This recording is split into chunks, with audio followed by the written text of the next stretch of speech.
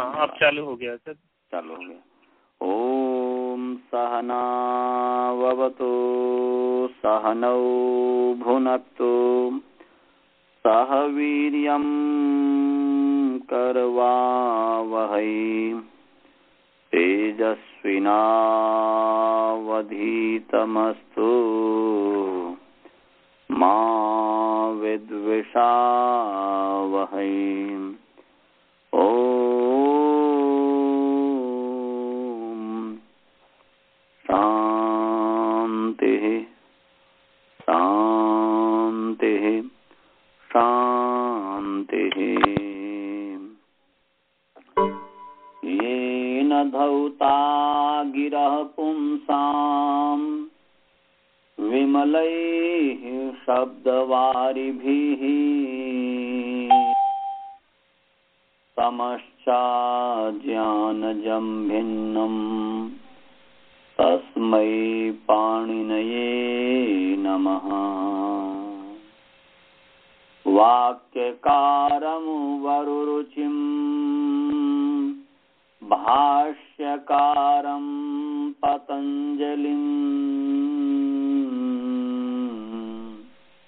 पाणिनिसूत्रकारं च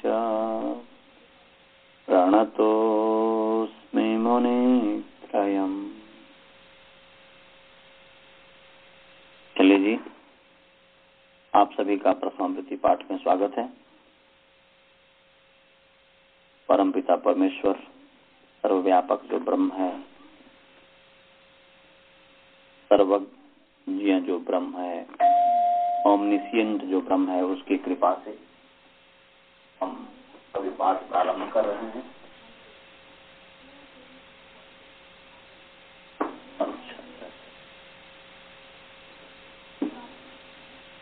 हेलो, वो बहन जी आई है, उनको थोड़ा चाबी दे दीजिए, जल्दी से चाबी दे दीजिए। मैं तो थोड़ा पढ़ा रहा हूँ बच्चे। आज आप भीतर आ जाइए, भीतर आ जाइए, आ जाइए भीतर। तो आप सभी का जो है प्रथमावृत्ति में पाठ में स्वागत है। आइए हम कोई विशेष भूमिका न बनाते हुए हम पाठ प्रारंभ करें।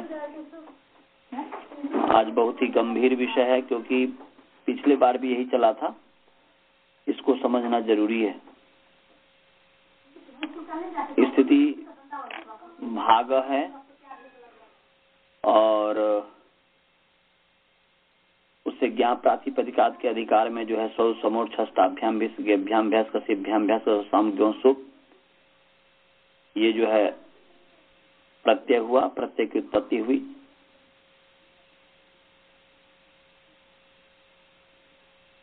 तो हमने जो है पद विभाग, पद नियम, सब कुछ जो है टेप हो रहा है, सब पूरी दुनिया सुनेगी।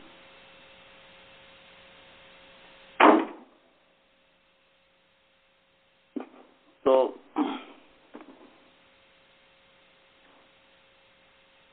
हमने बताया था विभक्ति विभाग विभक्ति नियम और वचन विभाग वचन नियम। तो हमने जो है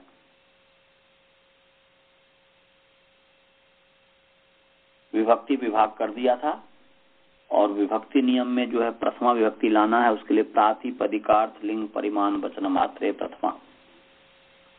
सामान्य अर्थ आपको हमने बता ही दिया था। मात्र शब्द का संबंध प्रातिपदिकार्थ के साथ भी है, लिंग के साथ भी है, परिमाण के साथ भी है, वचन के साथ भी है। क्योंकि द्वंद्वान्ते द्वंद्वादो द्वंद्व मध्य श्रूयमानम पदम प्रत्येकम अपि संबध्यते। द्वंद्व के आदि में, द्वंद्व के अंत में, द्वंद्व के मध्य में जो भी पद सुनाई देते हैं उसका प्रत्येक के साथ संबंध होता है। इसलिए मात्र जो शब्द है, मात्रा जो शब्द है, मात्र, इसका संबंध प्रातिपदिकार्थ के साथ भी हुआ, लिंग के साथ भी हुआ, परिमाण के साथ भी हुआ, वचन के साथ भी हुआ। तो अर्थ होगा कि प्रातिपदिकार्थ मात्रे, लिंग मात्रे, परिमाण मात्रे, वचन मात्रे च प्रथमा स्यात्। तो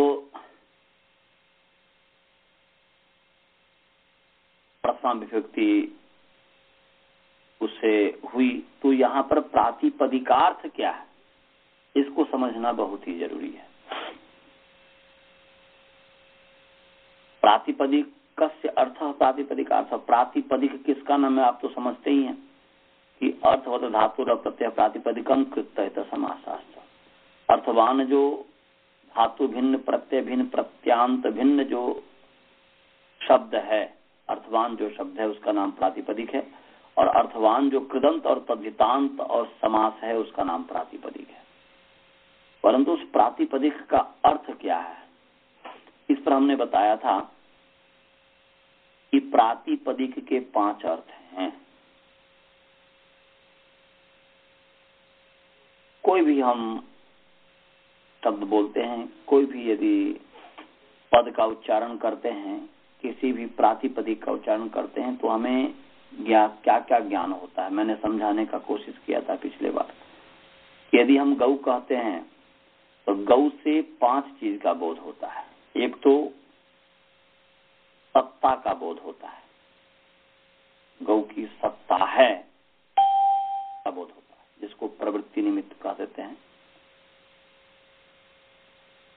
गौ की सत्ता का बोध होता है, जाति का बोध होता है, गोत्व जाति का बोध होता है, सत्ता का बोध होता है। दूसरा जो है एक है कि 2 है इत्यादि, इसका भी बोध होता है। उसके साथ साथ फिर जो है द्रव्य का भी बोध होता है, लिंग का भी बोध होता है, संख्या का भी बोध होता है, कारक का भी बोध होता है। तो ये जो है प्रातिपदिक के 5 अर्थ हैं।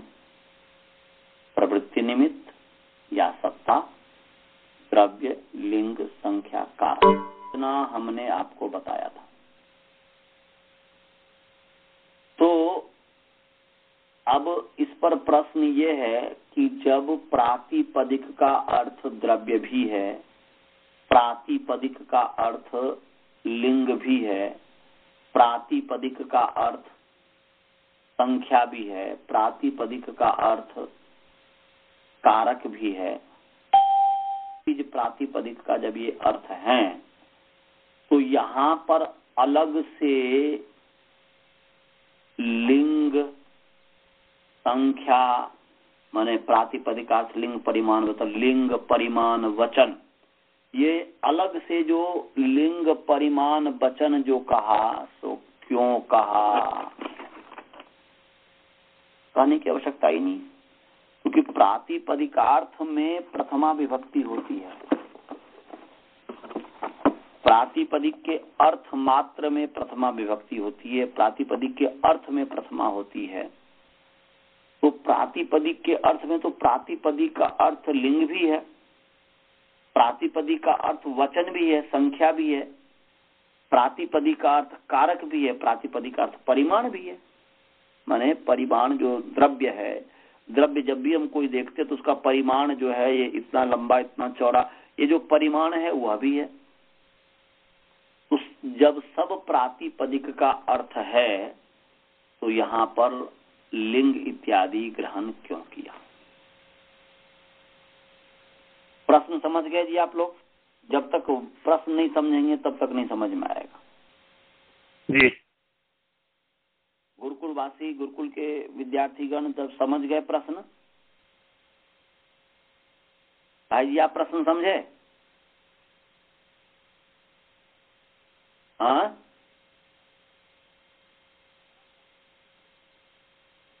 जब भाई जी समझे, भाई अजी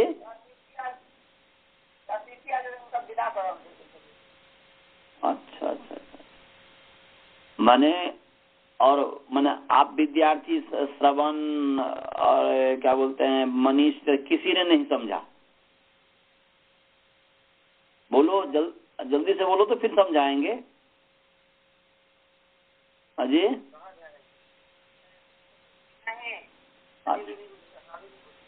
मैं बोल रहा हूँ कि जब बाल बोध कहते, चलो अब बाल बोध का गौ को जाने दो, बालबोध को हमने कहा। बालबोध शब्द कहा तो बालबोध से क्या क्या चीज का ज्ञान हो रहा है? आपको क्या चीज का ज्ञान हो रहा है? खुद का। आपका नाम बालबोध है, उस बालबोध शब्द से क्या क्या ज्ञान हो रहा है आपको? बोलो, क्या क्या ज्ञान हो रहा है? क्या क्या ज्ञान हो रहा है बालबोध से? बालबोध है ये सत्ता का। बालबोध से मैं पूछना चाह रहा हूँ, आप नहीं बोलिए। पहले आप अतिथि को मतलब स्वागत कर दीजिए, मैं इनसे बोल रहा हूँ। बालबोध जो है, बालबोध से क्या पता चल रहा है? आप हो ये पता चल रहा है कि आप नहीं हो? माने जी में, नहीं में भी जी और हाँ में भी जी। आप हो माने आपका बालबोध तो नाम है, परंतु बालबोध जिसका नाम है उसकी सत्ता है कि नहीं? इसका मतलब बालबोध का अर्थ सत्ता हुआ कि नहीं? बालबोध शब्द जो है प्रातिपदिक है, इसका अर्थ सत्ता हुआ कि नहीं हुआ? अच्छा जी, दूसरा क्या ज्ञान हो रहा है बालबोध से?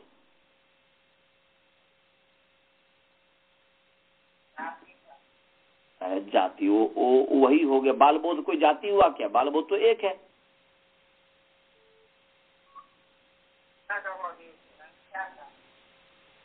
आप एक हो कि दो हो? आप एक हो कि दो हो? बालबोध एक है गुरुकुल में कि दो है? इसका मतलब एकत्व तो संख्या का भी ज्ञान हो रहा है बालबोध शब्द से, नहीं हो रहा है? जब मैं बालबोध कह रहा हूं तो बालबोध कहने, बालबोध इधर आओ, तो दो बालबोध आएगा क्या कि एक बालबोध आएगा? तो इसका मतलब है कि एक हो, दो हो, 10 हो, जो भी हो, जितना भी होगा, माने कहने का अभिप्राय है बालबोध लो, बालबोध सभी बालबोध आ जाएं, तो सब आ जाएंगे कि नहीं आ जाएंगे? इसका मतलब है कि बालबोध शब्द का संख्या भी है ना जी, तो दूसरा अर्थ हो गया संख्या, एक सत्ता। अच्छा, बालबोध कहने से वो जो शरीर है, वो द्रव्य है, उसका बोध हो रहा है कि नहीं? बालबोध कहने से द्रव्य का बोध हो रहा है कि नहीं? हो रहा है। हाँ, ये हो रहा है। तो इसका मतलब बालबोध शब्द का अर्थ द्रव्य भी हो गया। बालबोध जो प्रातिपदिक है उसका अर्थ द्रव्य भी हो गया। कितना अर्थ हमने बता दिया बालबोध शब्द का? एक बताया सत्ता, दूसरा बताया द्रव्य, तीसरा बता दिया संख्या। अच्छा, बालबोध कहने से और कुछ हो ना, तो साथ में क्रिया अस्ति तो होती ही है, बालबोध अस्ति। तो बालबोध कहने से क्या, किसका बोध हो रहा है? कर्ता का बोध हो रहा है कि नहीं? कर्ता क्या है? कारक है कि नहीं? इसका मतलब है कि बालबोध का अर्थ कारक भी है।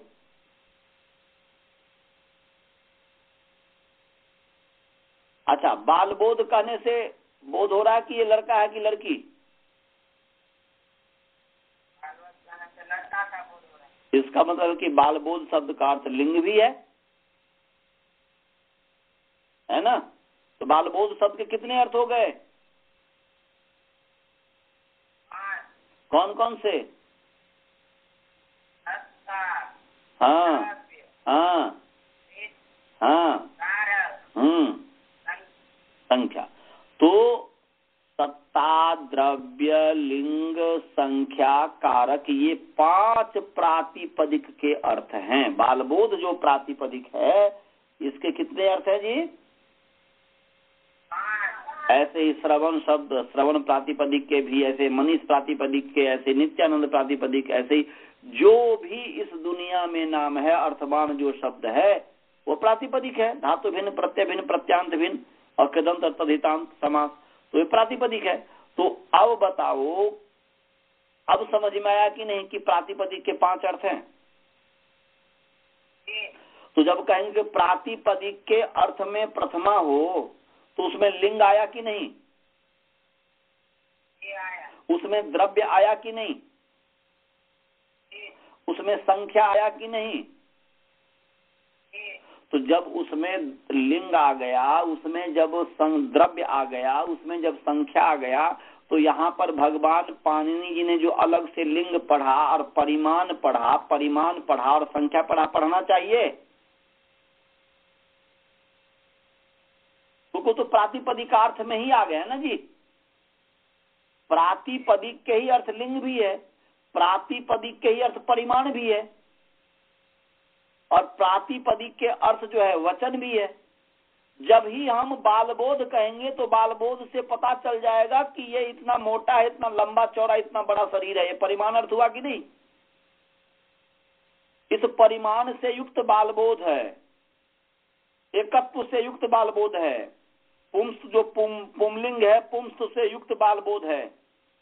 तो सब कुछ जो है हम बालबोध कहें, उससे सत्ता का भी ज्ञान हो गया, उससे लिंग का भी ज्ञान हो गया, उससे परिमाण का भी ज्ञान हो गया, उससे संख्या का भी ज्ञान हो गया, सबका ज्ञान हो गया। तो इतना जो 3 लिंग परिमाण वचन 3 जो शब्द और बढ़ा दिए भगवान पाणिनि जी ने, तो हमारे ऊपर उपकार किए कि अपकार किए? और फालतू का यदि थोड़ा रहता प्रातिपदिक अर्थ प्रथमा, कितना छोटा रहता, कितना अच्छा अर्थ होता। और इतना प्रातिपदिक अर्थ परिमाण वचन प्रथमा, कितना परिश्रम करना पड़ा होगा आपको याद करने में। बताओ, प्रातिपदिकार्थ प्रथमा याद करने में सरलता थी कि प्रातिपदिकार्थ लिंग परिमाण वचन मात्रे प्रथमा याद करने में सरलता? क्या होगा सरलता? प्रातिपदिकार्थ प्रथमा इतना छोटा सूत्र रहे, उसको आप जल्दी याद कर पाओगे कि प्रातिपदिकार्थ लिंग परिमाण वचन मात्रे प्रथमा कहोगे, उसको याद कर पाओगे जल्दी? किसको याद करोगे?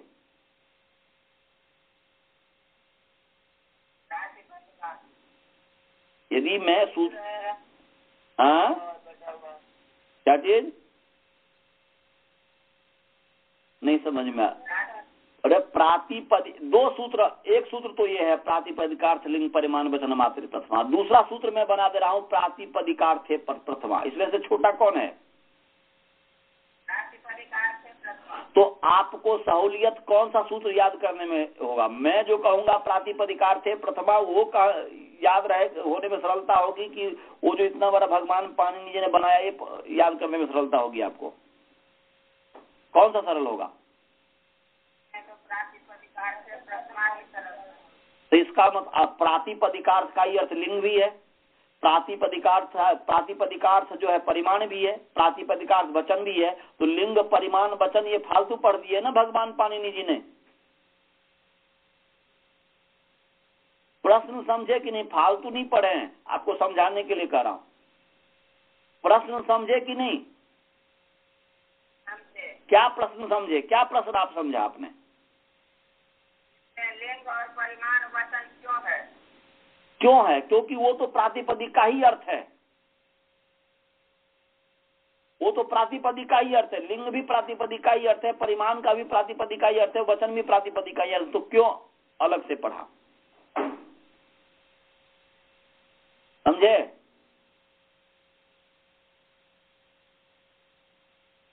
भाई जी आप समझे? तो हमें लग रहा है आप सब समझ गया होगा। स्काइप वाले सभी विद्यार्थी समझे जी? स्काइप वाले, स्काइप में जो है आप लोग की आवाज नहीं आ रही है। चलिए जी, अनंत जी आप समझ गए, राजभल्ला जी आप समझ गए जी। चलिए अब उत्तर लीजिए। इस उत्तर में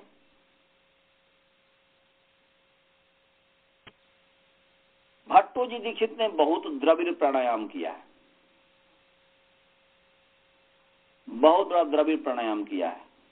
वो भी मुझे समझाना जरूरी है कि वो कैसे द्रविड़ प्राणायाम की और कैसे उन्होंने सामान्य चीज को, छोटी सी चीज को, सरल चीज को कितना कठिन उन्होंने बना दिया।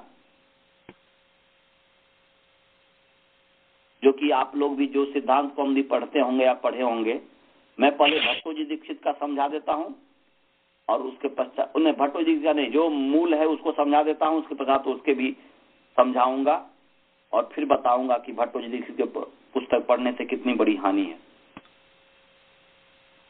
चलिए जो है प्रातिपदिकार्थ लिंग परिमाण वचन मात्रे प्रथमा,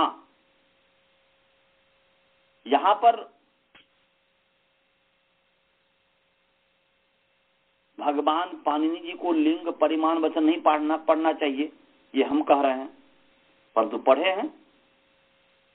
और भगवान पाणिनि जी ऋषि हैं, और ऋषि का एक भी वचन अनर्थक नहीं है।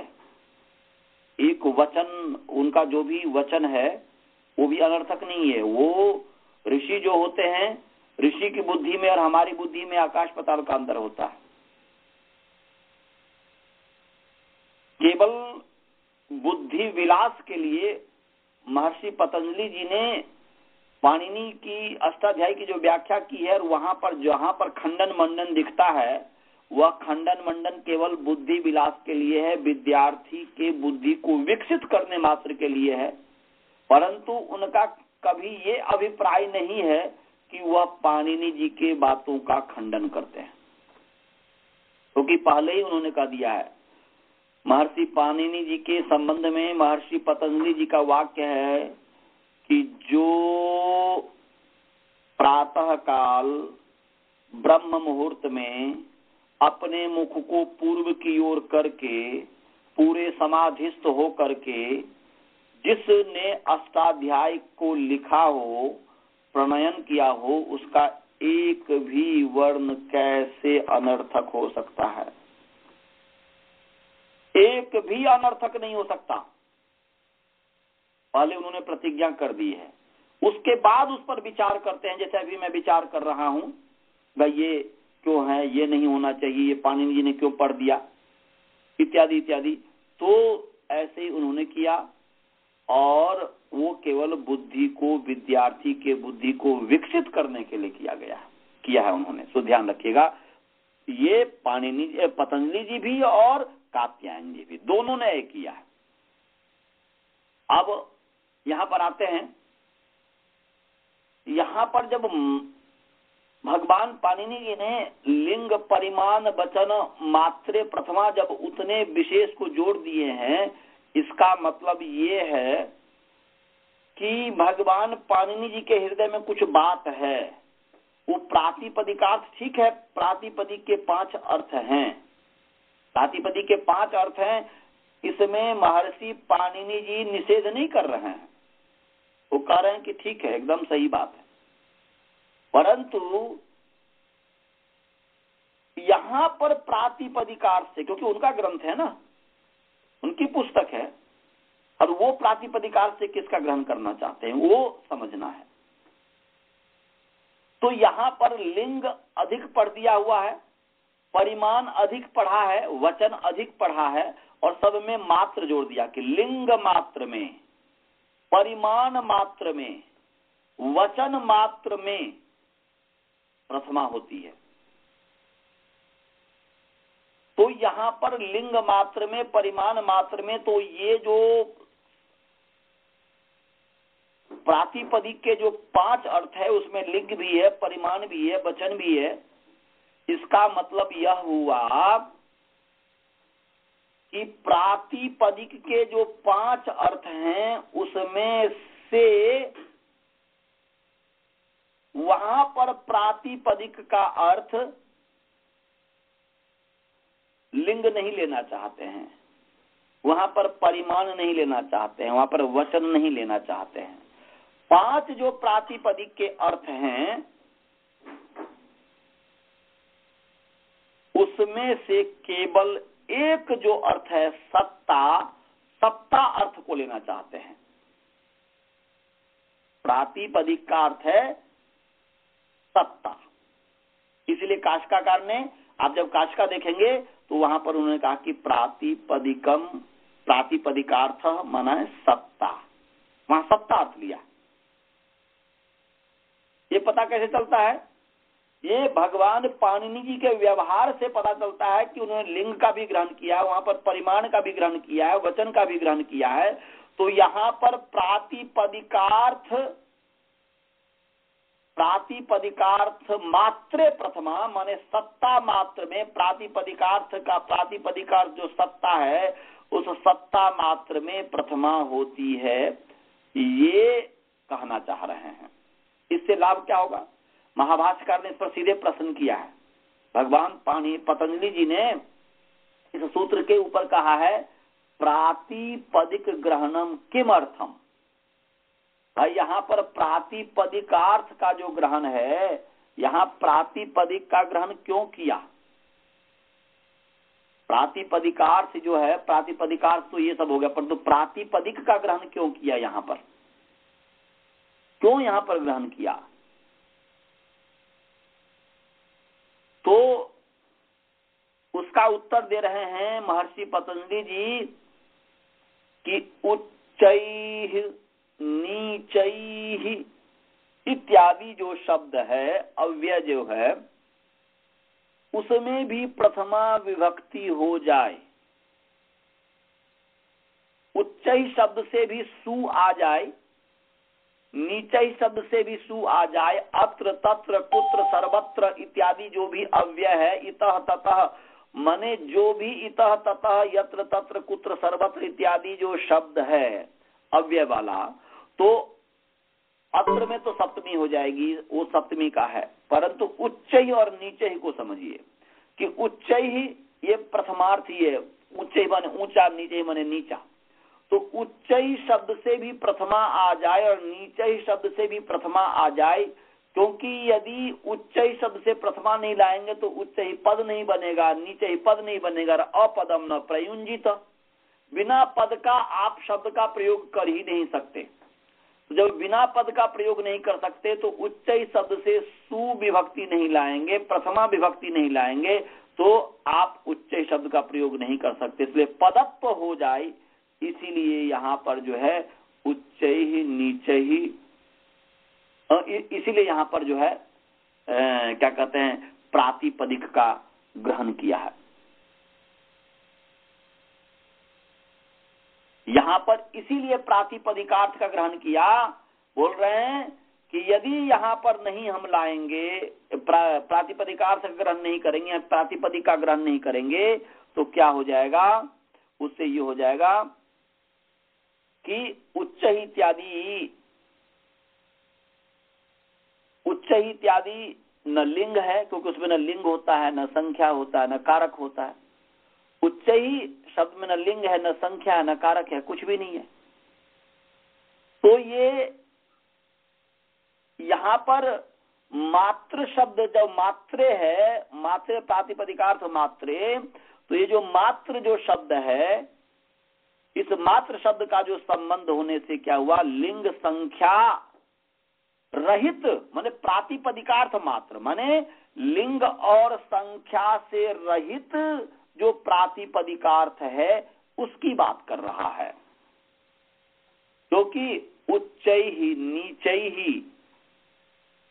इसकी सत्ता है कि नहीं भाई जी? सत्ता है। सत्ता है, बहुत सुंदर। अनंत जी, आपको समझ में आया? उच्चैः और नीचैः जो शब्द है, इससे जिस अर्थ का बोध हो रहा है उसकी सत्ता है कि नहीं? है आचार्य जी। सत्ता नहीं होगा तो फिर बोध ही कैसे होगा जी? जी। तो उच्चैः, उच्चैः और नीचैः ये भी प्रातिपदिक सत्ता। सत्ता का मतलब यहाँ पर वो नहीं लीजिएगा, सत्ता का मतलब जो है सत्य माने द्रव्य का होना, माने किसी भी चीज का होना ही सत्ता है। ऊंचाई का होना, नीचाई का होना, फ्लैट का होना, ये सब सत्ता है। तो उच्चैः और नीचैः इस सब से सत्ता का बोध होता है, परंतु इससे न लिंग का बोध होता है, न इससे परिमाण का बोध होता है, न इससे वचन का बोध होता है। तो यहाँ पर भगवान पाणिनि जी ने जो लिंग, परिमाण, वचन इत्यादि जो पढ़ा है, इससे पता चलता है कि लिंग, परिमाण, वचन से रहित जो प्रातिपदिकार्थ है, जो प्रातिपदिकार्थ है, वही उसी में प्रथमा होती है। माने, और वह क्या है? अव्यय रूप में है। अव्यय रूप जो माने अव्यय जो सत्ता है, उच्चैः और नीचैः की जो सत्ता है, सत्ता उस प्रातिपदिकार्थ में प्रथमा होती है, ये है। इसीलिए काशिकाकार ने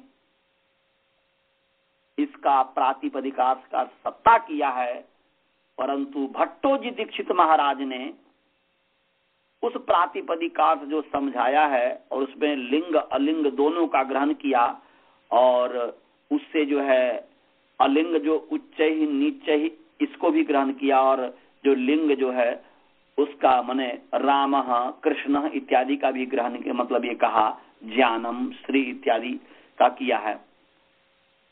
इस तरीके से उन्होंने किया, जबकि महाभाष्यकार ये ज्यादा महाभाष्यकार से ज्यादा बुद्धिमान नहीं है भट्टोजी दीक्षित।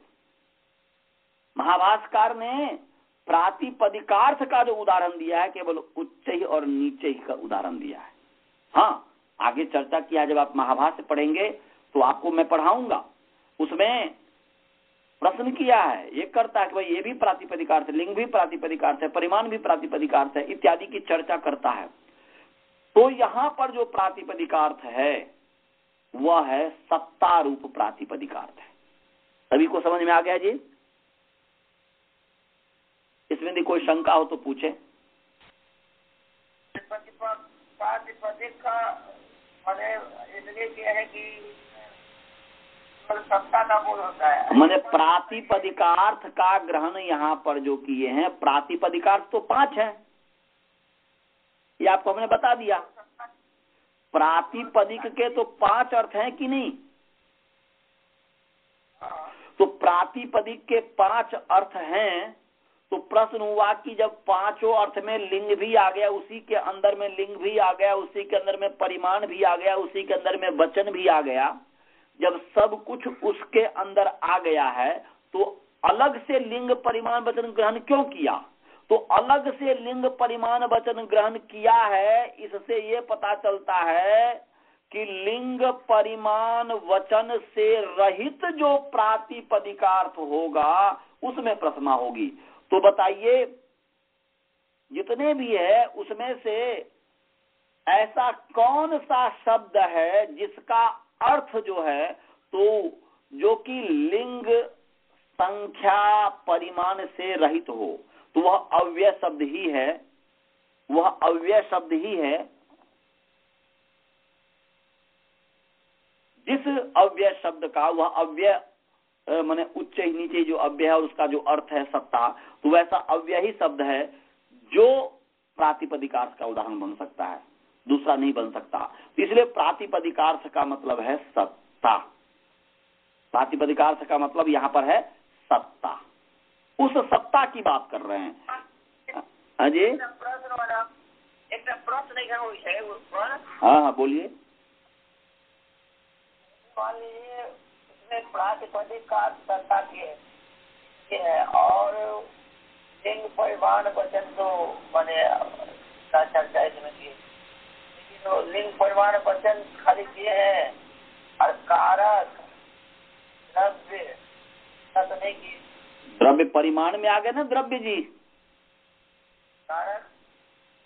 कारक जो है वो कर्ता कारक जो है, हम जब ये कहते हैं, जब भी प्रथमा विभक्ति कहेंगे कि प्रथमा हो, तो प्रथमा तो वह प्रथमा का मतलब ही कारक होता है ना जी।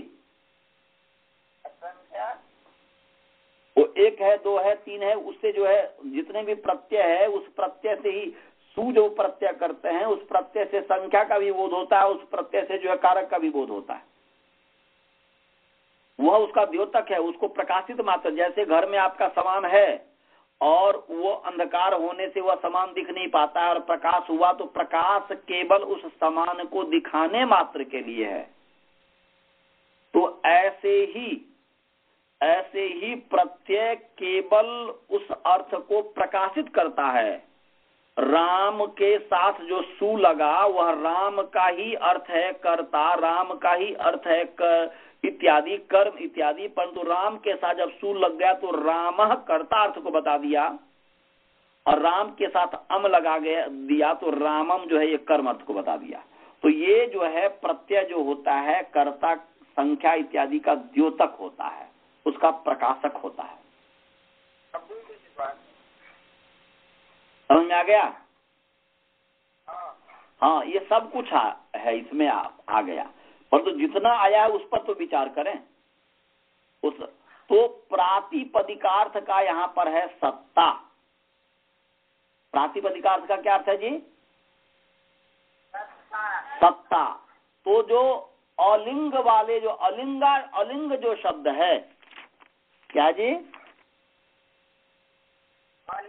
अलिंग जो शब्द है, माने लिंग रहित जो शब्द है, उच्चैः नीचैः इत्यादि, वो प्रातिपदिकार्थ का उदाहरण बनेगा। तो उस उच्चैः नीचैः इत्यादि यहां पर भी प्रथमा विभक्ति हो जाए, इसलिए यहां पर प्रातिपदिकार्थ ग्रहण किया था। प्रातिपदिकार्थ का यहां पर सत्ता अर्थ लेंगे। सभी को समझ में आया? और ये अनंत जी आपको समझ में आया जी? जी। राजभल्ला जी आपको समझ में आया? आज राजभल्ला जी बोल नहीं रहे, शायद नहीं होंगे लग रहा। राजभल्ला जी, राजभल्ला जी है तो जोड़े तो है, पता नहीं कहाँ हुए हैं, पता नहीं कहीं इधर उधर होंगे। चलिए जी, स्वाति बहन जी आपको समझ में आया? सुनीता बहन जी, वासुदेवन जी, आप सबको समझ में आया? नहीं, इनको बोल रहा है, स्काइप वाले को बोल रहा हूँ। यदि अभी नहीं समझ में आएगा तो फिर नहीं आगे समझ में आएगा, क्योंकि आगे फिर मुश्किल है। चलिए जी, आप लोग समझिए। तो ये जो है, आप लोग शायद म्यूट किए होंगे। आप लोग यदि म्यूट खोल करके जो आप बोलना चाहें तो बोल सकते हैं, नहीं तो हम आगे चलते हैं। तो अर्थ हो गया कि प्रातिपदिकार्थ मात्रे माने सत्ता मात्रे, लिंग मात्रे, परिमाण मात्रे, वचन मात्रे प्रथमा स्यात्, ये अर्थ हो गया। और लिंग मात्रे का जो उदाहरण दिया है महर्षि पतंजलि जी ने महाभाष्य में, जो लिंग मात्रे का जो उदाहरण दिया है, वह उदाहरण दिया है कुमारी वृक्षः कुंडम, ये उदाहरण दिया है। कुमारी वृक्षः कुंडम। कुमारी स्त्रीलिंग है, वृक्षः पुंलिंग है। हाँ जी,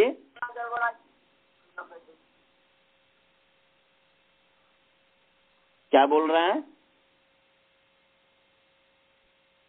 हेलो,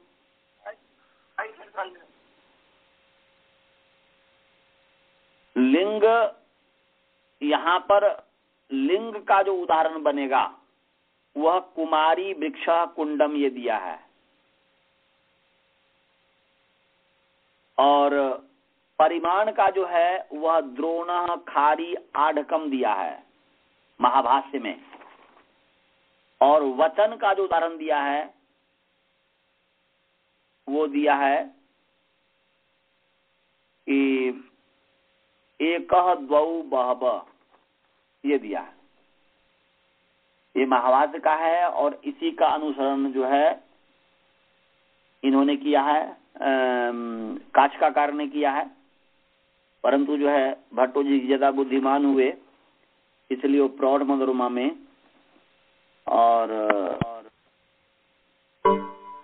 और भी जगह जो है, कितने जगह जो उन्होंने प्रौढ़ मनोरमा में जो है इस सूत्र का ही उन्होंने खंडन कर दिया कि प्रातिपदिकार्थ लिंग परिमाण वचन मात्रे प्रथमा को खंडित कर दिया है, क्योंकि वो ज्यादा बुद्धिमान थे भट्टो जी दीक्षित।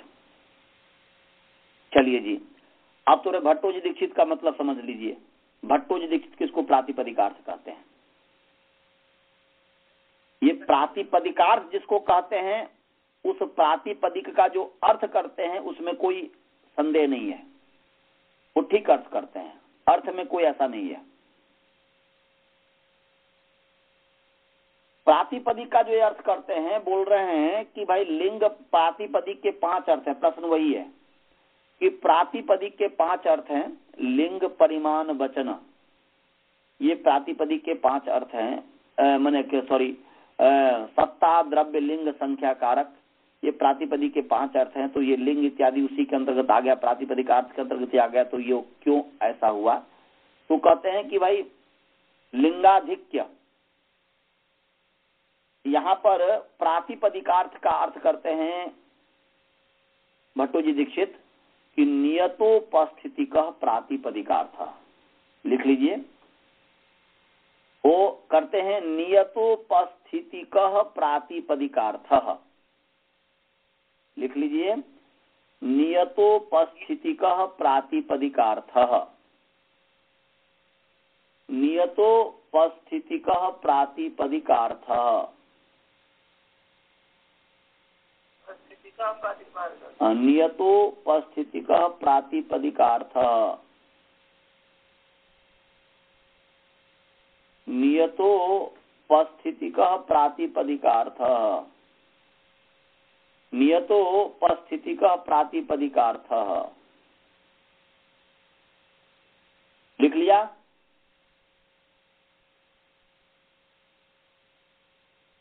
प्रातिपदिक अर्थ करते हैं कि भाई यहाँ पर प्रातिपदिक का जो अर्थ है वो अर्थ नहीं है। 5 अर्थ जो दिया गया है लिंग संख्या इत्यादि जो, वो यहाँ पर अभिप्राय नहीं है।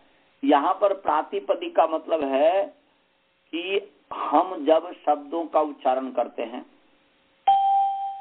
जब हम शब्दों का किसी भी शब्दों का उच्चारण करते हैं, तो एक तो शब्द ऐसा है कि उस शब्द से अर्थ की उपस्थिति, किसी एक विशेष अर्थ की उपस्थिति होती है, किसी एक विशेष अर्थ की उपस्थिति। और कुछ ऐसे शब्द हैं जिससे किसी विशेष अर्थ की उपस्थिति नहीं होती। वह पुंलिंग में भी प्रयुक्त होता है, स्त्रीलिंग में भी प्रयुक्त होता है, नपुंसकलिंग में भी प्रयुक्त होता है। जैसे तट शब्द है, कुमार शब्द है। तो कुमार शब्द जो है, कुमार शब्द के अर्थ जो लिंग है, लिंग में भी अलग अलग है, स्त्रीलिंग पुंलिंग नपुंसक लिंग।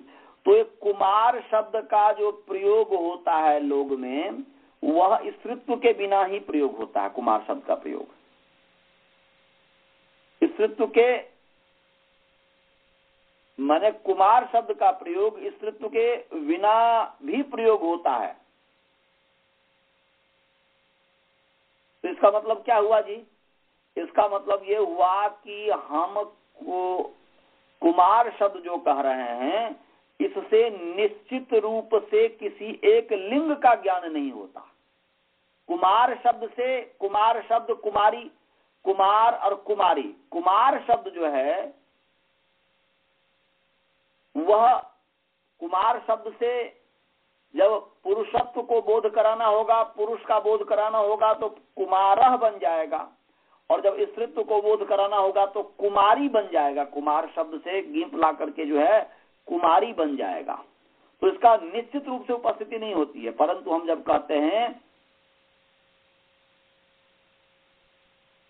देवदत्तः, बालबोधः, श्रवणः, अनंतः, जब हम ये कहते हैं तो अनंत शब्द कहने से, बालबोध शब्द कहने से केवल एक पुरुष रूप अर्थ की, जो उसी की उपस्थिति होती है। पुरुष रूप जो अर्थ है उसी की ही उपस्थिति होती है,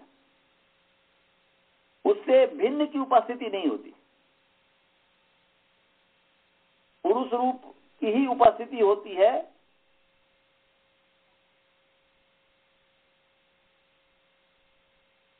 उससे भिन्न की नहीं होती। अच्छा जी, ये स्काइप वाले कट तो नहीं गए हैं क्या? कट गए हैं लग रहा है हमें। ये स्काइप में गड़बड़ चल रही है। मेरी आवाज मैं सुन रही थी, आप मेरी आवाज नहीं जा रही थी। अच्छा, तो इसलिए मैं अब टेलीफोन पे आ गया हूँ। ऐसा क्यों हो? इसलिए वो लोग भी कट गए क्या? मुझे लगता है वो कट रहे हैं, कुछ गड़बड़ है स्काइप में आज। अभी मैं थोड़ा लेक्चर मिस कर गया आपका बीच में। ओहो, ये रिकॉर्ड कर रहे हैं ना आप? रिकॉर्ड तो कर रहा हूँ। ठीक है। हेलो, सुनीता बहन जी, स्वाति बहन जी, अब ठीक हो जाएगा, अब ठीक हो गया। हाँ जी आचार्य जी, हम हैं। हाँ, ओहो सॉरी, मेरी गलती थी। नहीं, हमें सुनाई, मतलब मुझे तो सुनाई दे, मैं स्वाति बोल रही हूँ, सुनाई दे रहा। अच्छा, मैं जो यहाँ से बोल रहा था आप लोग को सुनाई दे रहा था? हाँ जी। अच्छा अच्छा अच्छा अच्छा, तो मैं जो बोल रहा था वो आपकी बात मुझे नहीं सुनाई दे रही थी, मेरी आवाज नहीं जा रही थी, हमको सुनाई दे रहा था। तो आपको हमने जो प्रातिपदिक का अर्थ बताया महाभाष्य के अनुकूल तो समझ में आ गया? हाँ जी। मैंने तो समझ में आ गया, लेकिन जो हमारा जो आपने दीक्षित वाला वो समझ में वो मिस हो गया। हाँ बोलिए बोलिए, वासुदेवन जी प्रश्न पूछ रहे हैं। हाँ, हमको सुनाए हमको सुना रहे थे इधर। हाँ, भट्टो जी दीक्षित थे, वो नियतोपस्थित प्रातिपदिक था। वो अभी तो समझा ही रहा हूँ, वो भी अभी समझा। हाँ, अभी वो समझा रहा हूँ मैं। हाँ, खूब सुनाई। हाँ ठीक है, तो क्योंकि जब तक, और म्यूट कर लेंगे, जब मैं पूछूंगा तब ये करेंगे, म्यूट कर लीजिए। अच्छा, हाँ म्यूट कर लीजिए। तो क्योंकि जब तक मैं ये समझाऊंगा नहीं तब तक आपको मैं खंडन इसका कैसे करूंगा। ये किस भावना से लिखे हैं इस चीज को समझिए। तो नियतोपस्थिति का प्रातिपदिकार्थ ये कह रहे हैं, कहने में गलती नहीं है, एकदम ठीक है, प्रातिपदिकार्थ है, वो अपनी भाषा में कह रहे हैं भट्टो जी दीक्षित। और यहां पर जो है काशिकाकार अपनी भाषा में कह रहे हैं सत्ता। तो चलिए, नियतोपस्थिति का प्रातिपदिकार्थ का अर्थ है कि जिसकी नियमेन उपस्थिति होती है, माने नियता नियमेन उपस्थिति ही यस्य अर्थस्य नियमेन उपस्थिति भवति, नियता उपस्थिति भवति सप्रातिपदिकार्थ। माने जिस अर्थ की नियम से उपस्थिति होती है, निश्चित रूप से, निश्चित एक है। जब हम वृक्ष कहते हैं तो वृक्ष कहने से, वृक्ष शब्द से नियमेन जो है पुलिंग की ही उपस्थिति होगी, पुलिंगत्व की, पुंस की उपस्थिति होगी। पुंलिंग को पुंस कहते हैं, पुंस में त्व जोड़ दिया हमने, तो पुंस्त्व माने वृक्ष शब्द कहने से पुंस्व की उपस्थिति होगी, स्त्रीत्व की उपस्थिति नहीं होगी, नपुंसकत्व की उपस्थिति न, माने वृक्ष शब्द नित्य पुंलिंग है। तो जो नित्य पुंलिंग शब्द है, तो वह जो ऐसे जो शब्द हैं वृक्ष इत्यादि, उसको कहते हैं प्रातिपदिक। तो नियमेन उपस्थिति यस्या, सॉरी, नियमेन उपस्थिति यस्य, माने यस्य अर्थस्य नियमेन उपस्थिति भवति सप्रातिपदिकार्थ। जिसकी उपस्थिति नियमेन होती है उसको प्रातिपदिकार्थ कहते हैं। तो अब देखिए, इस प्रातिपदिकार्थ की व्याख्या में कोई अंतर नहीं है, वो ठीक है। अब यहां पर विचारना यह है कि नियमेन उपस्थिति किसकी होती है। जब हम कहते हैं, हम जब कहते हैं कि वृक्ष, तो वृक्ष शब्द कहने से एक तो नियमेन बोल रहे हैं कि नियमेन उपस्थिति किसकी हुई, तो नियमेन उपस्थिति जो है वृक्षत्व। यहां पर अब ये देखना है कि नियमेन यहां पर उपस्थिति किसकी होती है। यहां पर वृक्ष शब्द में, वृक्ष शब्द जो है प्रातिपदिकार्थ का उदाहरण होगा या लिंग का उदाहरण होगा। यहां पर उदाहरण में मतभेद है। यहां पर पतंजलि जी, महर्षि पतंजलि जी व्याख्या, मतलब क्या बोलते हैं, महाभाष्य में, यदि आपके पास महाभाष्य हो तो 2346 पर देखिएगा, मैं निकाल के रखा हुआ हूं। तो 2346 पर प्रातिपदिकार्थ का उदाहरण जो है उच्च और नीचे ही देते हैं। और भट्टो जी दीक्षित, हमारे पूज्य भट्टो जी दीक्षित जो है देते हैं वृक्ष। इन्होंने जो उदाहरण दिया है वह दिया है, दो उदाहरण दिया है, उच्च ही नीचे ही, ये तो ठीक है। कृष्ण श्री ज्ञानम, आगे करें अलिंगान्यत लिंगाच प्रातिपदिकार्थ मात्रा इतस्य उदाहरणम, ये करें कि उच्च ही नीचे ही श्री कृष्ण माने प्रातिपदिकार्थ का उदाहरण भट्टो जी दीक्षित जो लिंग रहित जो अव्यय शब्द है और नियत लिंग वाला जो शब्द है, वृक्ष, कृष्ण, देवदत्त, वासुदेवन, सुनीता इत्यादि, ये जो नियत लिंग वाला है वो जो है प्रातिपदिकार्थ का उदाहरण है, ये कह रहे हैं। तो इस पर हम थोड़ा विचार करें कि क्या ये महर्षि पतंजलि जी के अनुसार ये बन सकता है, क्योंकि प्रातिपदिक का अर्थ तो ये भी करते हैं, ये तो सत्ता अर्थ तो है ही, काशिकाकार ने सत्ता अर्थ तो किया ही है, 5 प्रकार के अर्थ में से वो सत्ता अर्थ है। और ये जो अर्थ कर रहे हैं कि नियता उपस्थिति ही यस्य, माने यस्य अर्थस्य नियता माने नियमने उपस्थित, निश्चित रूपेण उपस्थित, निश्चित रूप से, नियत रूप से, नियमबद्ध तरीके से उपस्थिति होती है, वह प्रातिपदिकार्थ है। और वो ये कहना चाह रहे हैं कि वृक्ष शब्द कहने से नियमेन उसकी उपस्थिति होती है, क्या कहते हैं कि पुंस्त की, जो पुंस्त्व है, पुंस्त की नियमेन उपस्थिति होती है। तो इस पर मैं कहना चाह रहा हूं कि नियमेन कहाँ उपस्थिति हो रही है। निश्चित रूप से जब हम वृक्ष शब्द कहते हैं तो वृक्ष शब्द से निश्चित रूप से उपस्थिति तो वृक्षत्व की होती है, न कि पुंस्त की होती है। पुंस्त तो बाद की बात है।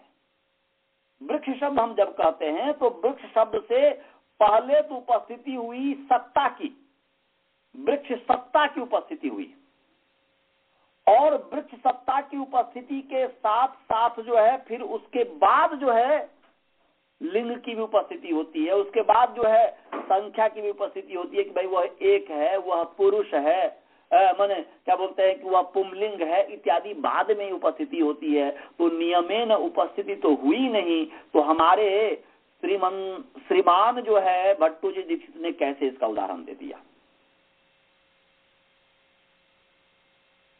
नियता उपस्थिति यस्य, तो कोई भी शब्द हम जब बोलते हैं तो कोई भी शब्द बोलने से नियमेन उपस्थिति तो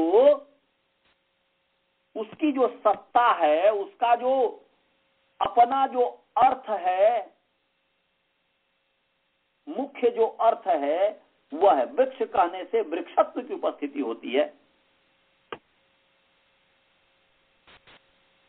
हम वृक्ष के साथ जब सु कर देते हैं, सुविभक्ति कर देते हैं, वृक्षा करते हैं, तो वह वृक्षा में जो सुविभक्ति है उसके पुंस्त को भी प्रकाशित कर देता है, क्योंकि वृक्ष का अर्थ पुंलिंग भी है, वृक्ष का अर्थ पुरुष भी है, माने पुंस्त भी है, वृक्ष का अर्थ पुंस्त भी है, वृक्ष का अर्थ संख्या भी है। तो वृक्ष का अर्थ संख्या भी है, वृक्ष का अर्थ पुंस्त भी है, वृक्ष का अर्थ सत्ता भी है, परंतु इसमें नियमेन निश्चित रूप से उपस्थित, किस अर्थ की निश्चित रूप से उपस्थिति होती है, ये मैं पूछना चाह रहा हूं सुनीता जी से। सुनीता जी आप बोलो, हमारे सामने हम जब वृक्ष शब्द कह रहे हैं तो वृक्ष शब्द के 5 अर्थ हैं, तो इस 5 अर्थ में नियमेन उपस्थिति किसकी हो रही है? वृक्षत्व की हो रही है। अजय प्रातिपदिक न, वृक्ष तो प्रातिपदिक है, परंतु वृक्ष प्रातिपदिक के 5 अर्थ हैं।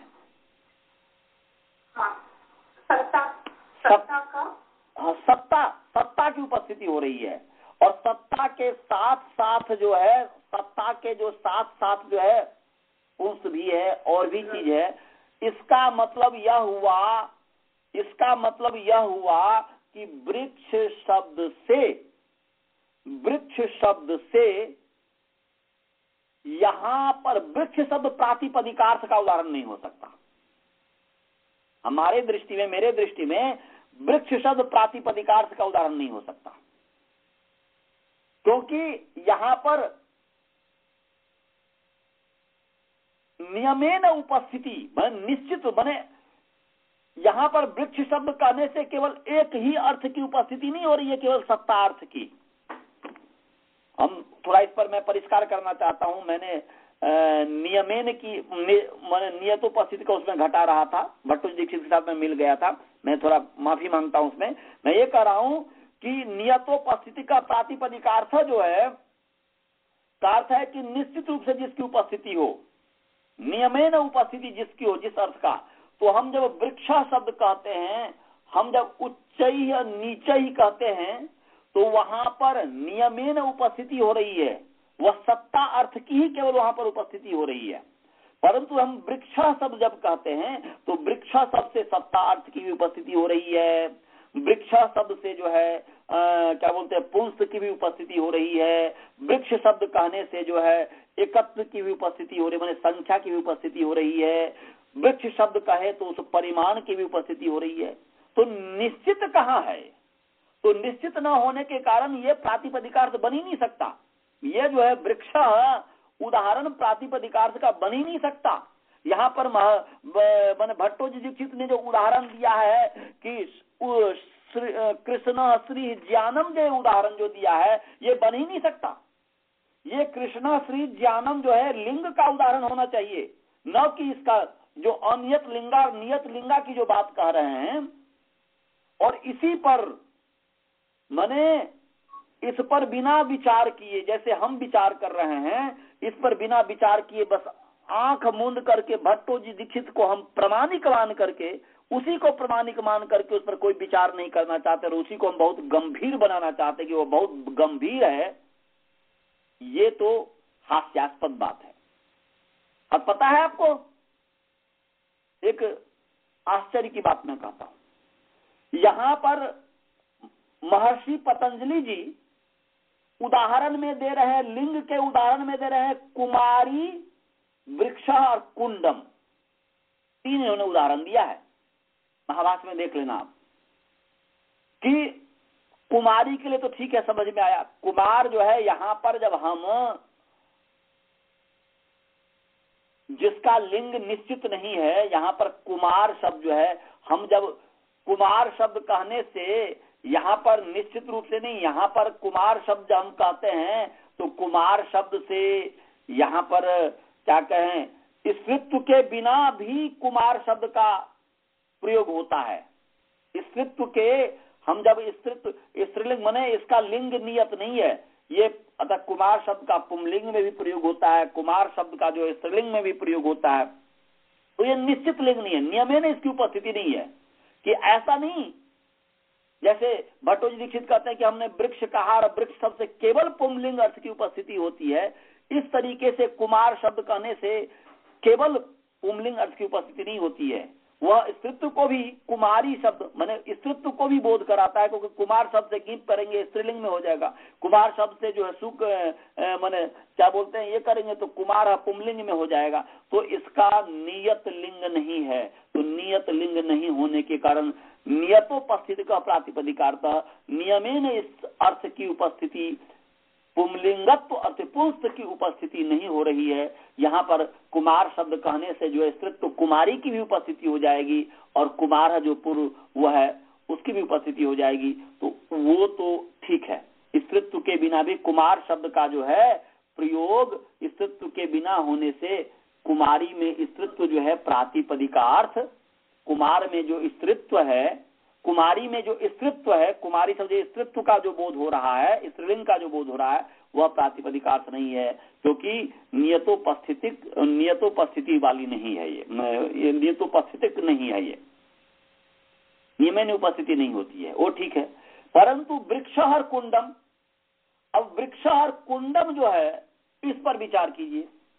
अब कुंडम के संबंध में भी विद्वान तो ये जो है क्या कहते हैं कि वो ये जो है हमें लग रहा है भट्टो जी दीक्षित ज्यादा जो कैयट से प्रभावित थे, जो महाभाष्य के व्याख्याकार कैयट हुए हैं उससे ज्यादा प्रभावित थे। क्योंकि कैयट ने क्या किया, अपनी क्या बोलते हैं कि वो बुद्धि का जो है ना, वो ऋषियों से भी ज्यादा अपनी बुद्धि को समझ करके उसने क्या कर दिया है कि उन्होंने कैयट ने कहा है कि यहाँ पर वास्तव में वृक्ष और कुंडम तो इसका उदाहरण नहीं है। ये वृक्ष और कुंडम जो है, ये जो है उदाहरण क्या बोलते हैं कि लिंग का नहीं है। वास्तव में वृक्ष और कुंडम उदाहरण तो प्रातिपदिकार्थ का है, बस ये उपलक्षण मात्र है, उदाहरण मात्र है। असली इसका उदाहरण तो तटह तटी तटम है, ऐसा कैयट जी कहते हैं, कैयट महाराज कहते हैं, जो महाभाष्य के व्याख्याकार हुए हैं, महाभाष्य के ऊपर जो टीका लिखने वाले हुए हैं, वो उन्होंने कहा है कि तटह इत्यादि जो है माने यहाँ पर जो है अभिप्रेत है वास्तव में, और उसी का अनुसरण हमारे भट्टोजी दीक्षित महाराज कर रहे हैं।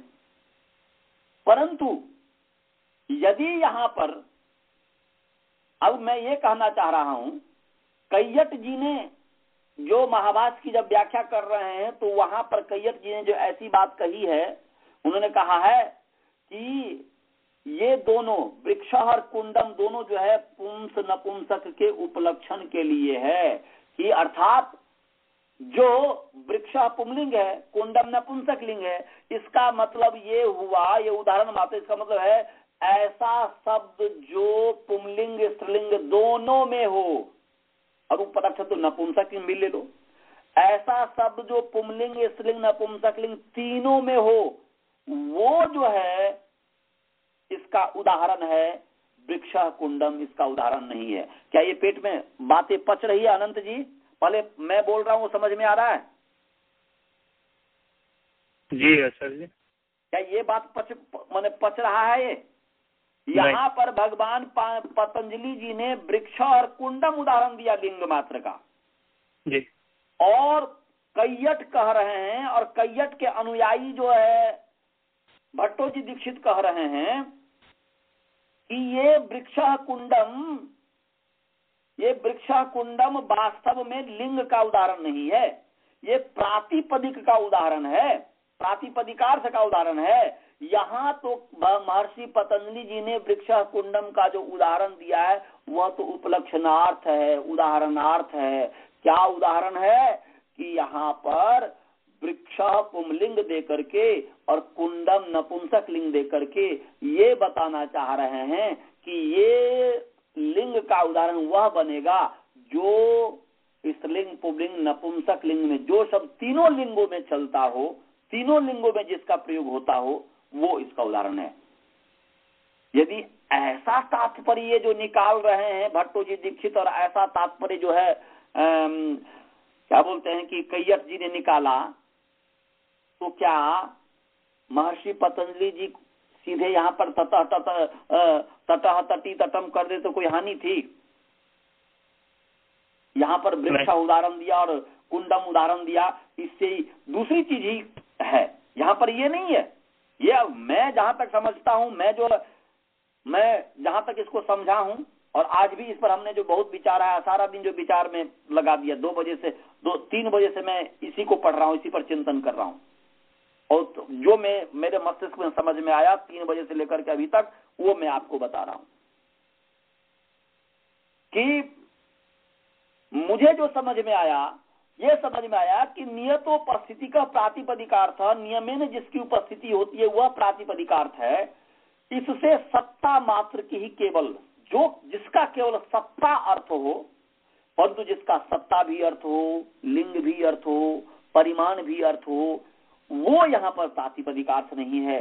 इसीलिए यहाँ पर वृक्ष शब्द कहते हैं, जब हम वृक्ष कहते हैं तो वृक्ष शब्द से सत्तार्थ का भी बोध होता है, केवल सत्तार्थ का बोध नहीं होता।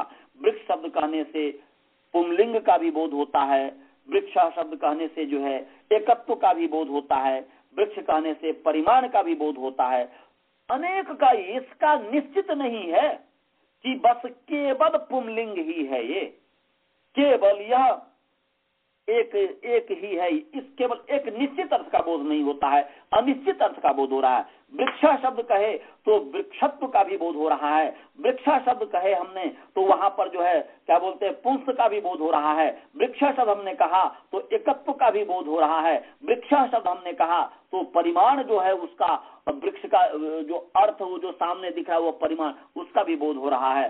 तो ये सब बोध हो रहा है, इसका मतलब नियत लिंग नहीं है, सॉरी नियतोपस्थिति इसमें नहीं है, इसमें नियत रूप से उपस्थिति नहीं है, निश्चित रूप से नियमेन उपस्थिति नहीं है, इसीलिए ये प्रातिपदिकार्थ नहीं हो सकता। इसलिए यहाँ पर वृक्ष और कुंडम जो महर्षि पतंजलि जी ने उदाहरण दिया है वह ठीक ही दिया है। ये भट्टोजी दीक्षित का भूल है, यह जो है कैयट का भूल है। समझ में आया जी? अनंत जी समझ में आया? जी आचार्य जी। अच्छा, गुरुकुल में भाई जी आपको समझ में आया?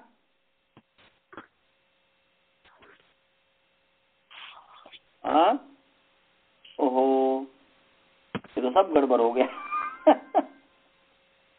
कट गया क्या उनका? वो कट गया यार, मैं इतना देर से प्रवचन दे रहा हूँ। चलिए अब कट नहीं दीजिए, अब क्या करें, पैसे नहीं होंगे इसलिए जो है वापस नहीं किए। अब तो चलिए फिर जो इस पर हम, क्योंकि अभी प्रातिपदिकार मुझे समझाना बहुत जरूरी है। हमें तो समझ लग रहा है कि मैंने आपको 50 से 60% समझा दिया। मैंने वैसे तो पूरा समझा दिया, पर तो भट्टोजी दीक्षित का जो है पूरा नहीं मैं समझा पाया। प्रातिपदिकार्थ का क्या अर्थ है उन्होंने एकदम ठीक अर्थ किया है, परंतु उसका उदाहरण जो दे रहे हैं मेरे दृष्टि में ठीक नहीं है। क्यों? क्योंकि इसका उदाहरण महर्षि पतंजलि जी ने उदाहरण जो दिया है, लिंग का जो उदाहरण दिया है, लिंगाधिक्य का जो उदाहरण दिया है, प्रातिपदिकार्थ का उदाहरण केवल उच्च और नीचे ही दिया, उच्च और नीचे ही दिया है केवल मात्र। और लिंग का जो उदाहरण दिया है वह कुमारी, वृक्ष, कुंडम दिया है। इससे ये पता चलता है कि इस तरीके का है। एक और चीज मैं बता दूं, फिर कल मैं बताऊंगा क्योंकि गुरुकुल का कट गया, परंतु मैं इसके साथ साथ बता दूं कि कुंडम जो शब्द है उसमें भी वृक्ष में थी शंका, परंतु उसका तो मैंने समाधान कर दिया कि यहाँ पर नियतोपस्थितिक नहीं है। यहाँ पर निश्चित रूप से यहाँ पर पुंस की उपस्थिति नहीं हो रही है, यहाँ पर जो है सत्ता की उपस्थिति हो रही है, पुंस की भी हो रही है, संख्या की भी हो रही है। इसलिए वृक्ष शब्द प्रातिपदिकार्थ नहीं है, प्रातिपदिकार्थ नहीं है। मैंने वृक्ष जो है वृक्ष का जो मैंने प्रातिपदिकार्थ से जो सत्ता अर्थ केवल ग्रहण करना चाह रहा है वो नहीं है, इसलिए यहाँ पर लिंग मात्र में कहा, लिंग अधिक कह दिया। परंतु कुंडम शब्द के संबंध में जो है वर्णन जो है, कुंडम शब्द है, इसमें तो कोई बात नहीं है। यहाँ पर भाई, यहाँ पर ये लिंग का इसलिए दिया कि कुंड शब्द का जो है पुंलिंग में भी प्रयोग होता है, स्त्रीलिंग में भी होता है, नपुंसकलिंग में भी होता है। कैसे? क्योंकि जैसे कुंड शब्द है, कुंड शब्द जैसे मान लो कि ये नियोग प्रथा की बात है कि पति जीवित हो, पति जीवित हो, जैसे कि कुंती के पति जो है वो जीवित था। कुंती के पति का क्या नाम था जी?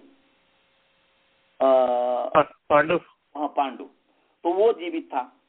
तो पति के जीवित रहते वह यदि संतान दूसरे से उत्पन्न यदि किया जाता है नियोग के माध्यम से, जैसे कि उन्होंने नियोग के माध्यम से अर्जुन को इंद्र से पैदा किया था, सूर्य को जो है क्या बोलते हैं कि ये तो पहले ही था, परंतु कुमारी अवस्था में उसने कर्ण को पैदा कर दिया था। परंतु जब विवाह की तो विवाह के पश्चात जो है, क्योंकि उनके अंदर वह पांडु के अंदर जो वह सामर्थ्य नहीं था, क्योंकि वह नपुंसक था, उसके अंदर वह सामर्थ्य नहीं था संतान पैदा करने का। होता है किसी किसी का, अभी भी होता है। तो आज जो क्या करते हैं, जो संतान चाहते हैं तो उसको मतलब डॉक्टर के पास जाइए, आपको उसके माध्यम से दे देंगे। तो आज सुई के माध्यम से दिया जाता है। आज की एक प्रक्रिया अलग है, यह भी एक नियोग ही है।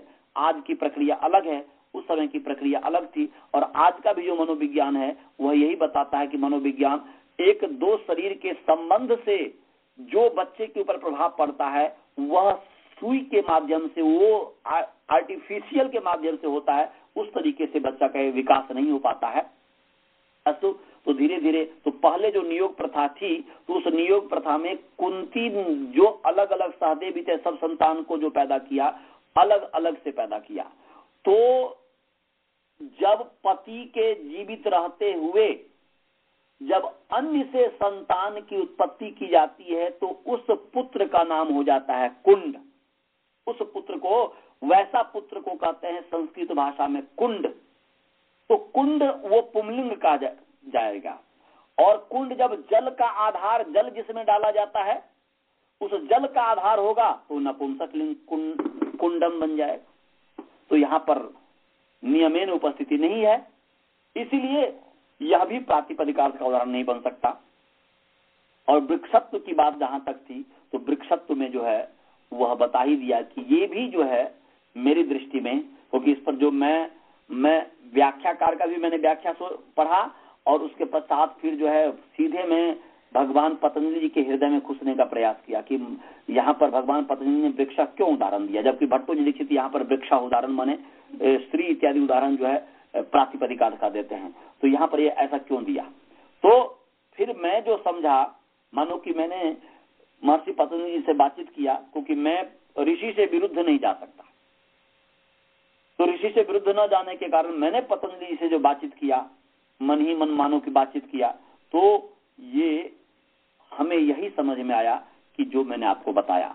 अस्तु, इस पर हम कल फिर चर्चा करेंगे, और फिर आपको हम, क्योंकि भट्टोजी दीक्षित वाला भी समझना जरूरी है, हमने उसका मतलब बता दिया, और वो जो है दोनों को प्रातिपदिकार्थ में लेते हैं, और लिंग को भी और लिंग को भी, ये भी हमने आपको बता दिया। और लिंगाधिक्य, इसका मतलब लिंगाधिक्य कैसे है वो आपको कल बताएंगे।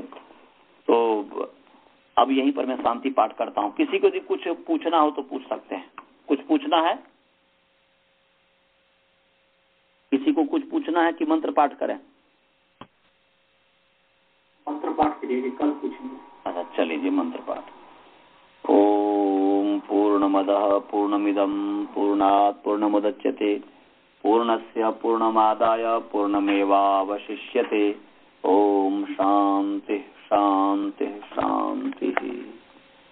सभी को सादर नमस्ते। नमस्ते। नमस्ते।